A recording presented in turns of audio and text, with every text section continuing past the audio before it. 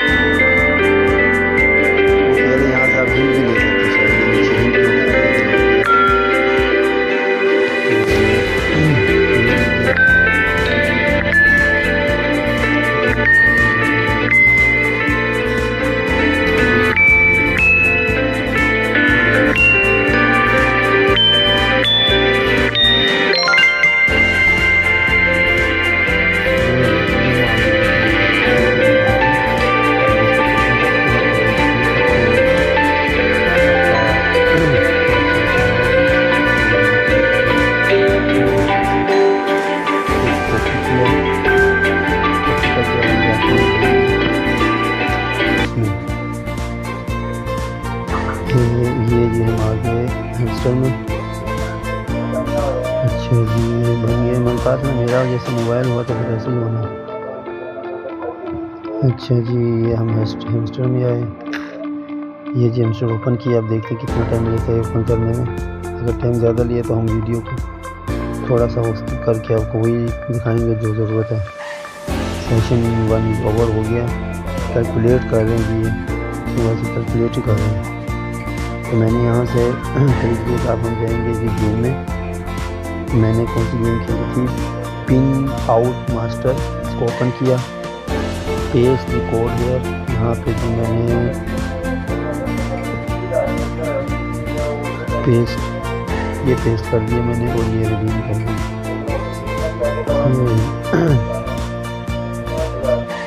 ये प्ले हो गया, एक वो मिल गया, डायमंड मिल गया हमें। ठीक है, बस बाकी अगली चीज़ के लिए दूसरी वीडियो बनाएंगे।